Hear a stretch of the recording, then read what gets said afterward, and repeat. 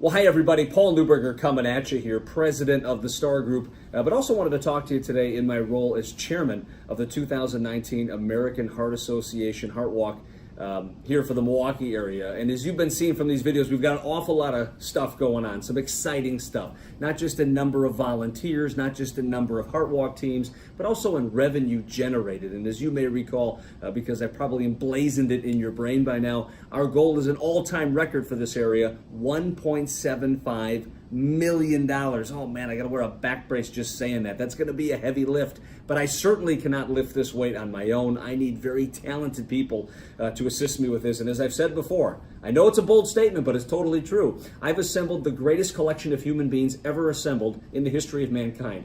Yes, bold statement, but I know it's true. And it's very exciting because we're here on location to meet one such individual. We are actually, believe it or not, in former baseball commissioner Bud Selig's conference room. I gotta slow down, my heart rate is going a mile a minute here. He's like a boyhood idol of mine. It's very exciting to be a part of all of this paraphernalia in baseball. But the reason we're here is because one of the members on my executive committee actually works for former Commissioner Bud Selig, and I'd like to introduce him to you right now, Mr. Steve Schaefer, the president of Selig Leasing. How are you? Good, brother. How are you? I'm doing well. Good to see you. Boy, thanks for having us here. This is pretty outstanding. It's a fun place to be, absolutely. Yeah. I mean, he gave me the address, and I came up here, and I'm thinking, boy, am I in Cooperstown, New York, or am I in Milwaukee? Right. Wow. So I got to ask you, what's it like to work around Mr. Selig on a regular basis? What kind of an experience must that be? Fantastic. I mean, he's a great gentleman, great business mind, great person, very charitable, just an all-around great person, and he helps guide the company. Yeah. So. Boy, and just think where the Milwaukee area would be without his influence over Right. the last couple of decades. Yeah, and many people don't know this is our 70th year in business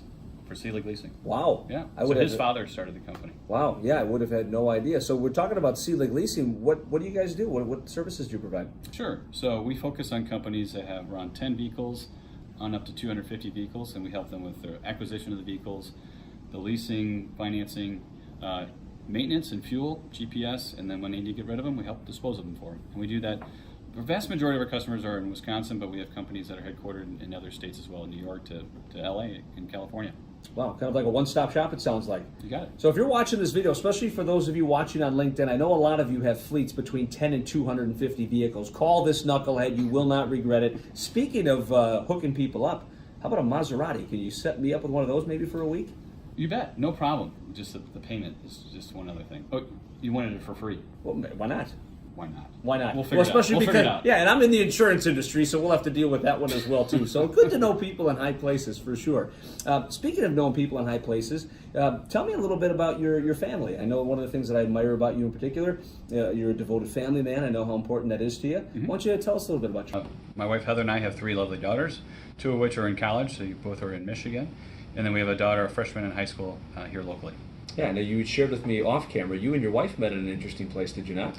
We did. The first time we started talking was in the darkroom at the University of Kansas. So that was, it was good. And that opens up so many jokes for It me. does. When you look It like does. him, It you does. have to meet in a dark room. If it was a light room, maybe you wouldn't have been married. Wow. Off the top. Thank you. That's great. I love this guy. Kid because I care. But in all seriousness, one of the other things is, too, when I was reaching out to individuals to serve on the executive committee, Steve, as I told you before, you were right at the top of the list.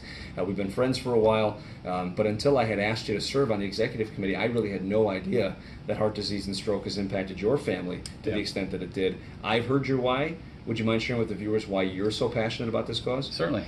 My grandmother, on my dad's side, she had quadruple bypass heart surgery years ago, and that really helped extend her life, which was wonderful. My dad currently has a pacemaker. And then on Heather's side, her mom had a massive stroke this last year, and she's surviving and doing well and really recovering well. Her husband also has had a number of strokes. And then recently, tragically, my brother-in-law's sister recently passed away a little over a week ago from a stroke. So it's in the family, and an extended family. Yeah, and that's certainly one of the things that I've been amazed by as chairman is just how many people have been impacted by heart disease and stroke. I mean, on social media in particular, people just sending messages talking about how their life has been touched by this. And one of the things that I admire about Steve too is Steve's not just sitting back going, I hope somebody does this. I hope somebody gets involved. I hope somebody raises money. You, my friend, are being a part of the change you want to see in the world, and I really admire you for that. Real quickly, tell me about your thoughts on the Heart Association from an organizational perspective. Yeah, I've been very much impressed from Megan and others on the team. They're very well supported here in Wisconsin, but all the different things they're doing with research, with medical colleges, from even just wellness type efforts within companies, also in the schools and in the community as a whole. So there's a lot of things going on to help, get rid of this disease. It's fantastic. It really is. For sure. So here's what we're going to end on. Steve is stepping up. I'm stepping up. We need you to step up. Think about your family. Think about your friends. Heck, maybe you're one of the blessed ones that hasn't had heart disease or stroke impact your family, but maybe you've got kids. What could happen to them if we don't find a cure once and for all? At the bottom of the screen here, you're going to see all of our contact information. Now, when you work for former Commissioner Bud Selig, you'll probably want to call this guy before you call me. But call Steve, email Steve. Do the same for me. If you want to make a donation, let us know. If you want to walk on September 21st for our Heart Walk, do that. If you want to volunteer, do that. But please, make sure that you do something, and we'd really appreciate it. Speaking of appreciate it, I appreciate you, my friend. A lot of fun. Thanks, Paul. Absolutely. All right. Okay. Bye, everybody. Bye now.